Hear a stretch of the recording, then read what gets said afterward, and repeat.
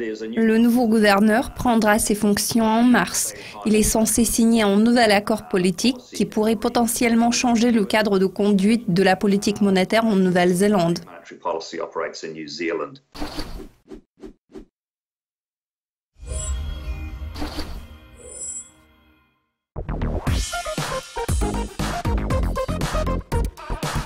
Bonjour Imre, merci de nous avoir rejoints en ligne depuis la Nouvelle-Zélande.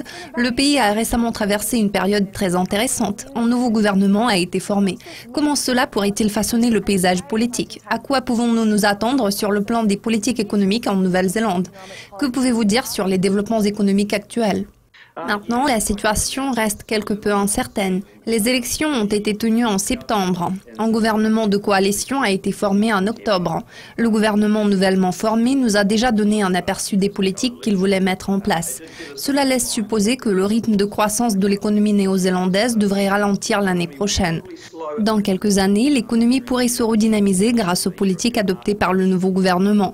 Le ralentissement de l'année prochaine sera principalement imputable aux problèmes liés à la migration et à la situation sur le marché immobilier. Le nouveau gouvernement a proposé de modifier les règles de la migration. Certains changements pourraient également être apportés aux règles fiscales affectant le marché immobilier. Cela pourrait accentuer le ralentissement de la croissance. Parallèlement, le gouvernement veut freiner l'immigration.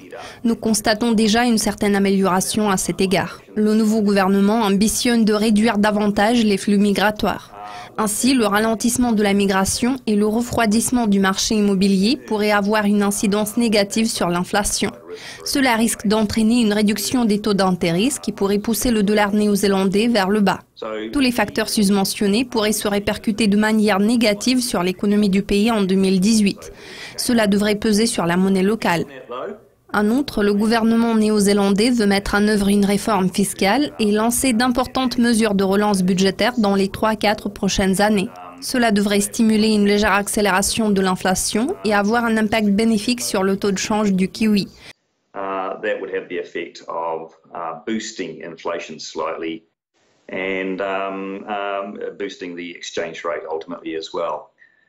Ainsi, tout porte à croire qu'en 2018, la dynamique de croissance va ralentir. En revanche, les mesures susmentionnées devraient revigorer l'économie dans les années à venir. La nomination d'un nouveau gouverneur de la RBNZ suscite également des préoccupations. Quels sont les risques associés à ce changement? La politique du nouveau gouverneur sera-t-elle nettement différente de celle de son prédécesseur? Qu'est-ce que cela signifie pour la Nouvelle-Zélande? Le nouveau gouverneur prendra ses fonctions en mars. Il est censé signer un nouvel accord politique qui pourrait potentiellement changer le cadre de conduite de la politique monétaire en Nouvelle-Zélande. En ce qui concerne les changements proposés par le gouvernement, ils consistent principalement à fixer une nouvelle cible d'inflation et à établir une valeur cible en termes d'emploi.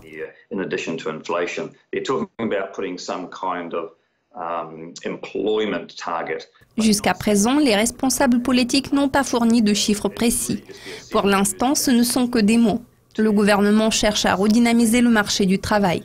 Bien qu'il y ait des changements au niveau des objectifs stratégiques, à notre avis, la situation ne changera pas de manière radicale à long terme.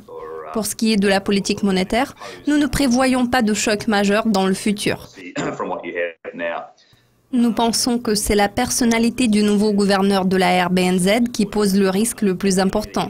Il peut s'agir de quelqu'un de neutre ou bien de quelqu'un qui adopte une position nettement belliciste ou accommodante. À ce stade, nous ne savons pas encore à quoi nous pouvons nous attendre. Les choses devraient se clarifier en mars.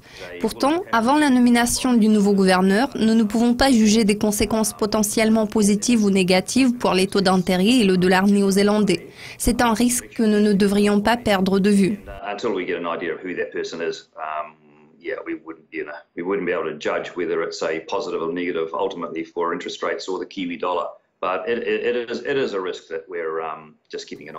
Fantastique. Merci de votre participation, Imre. Cela a été un plaisir de discuter avec vous. Plaisir partagé, merci.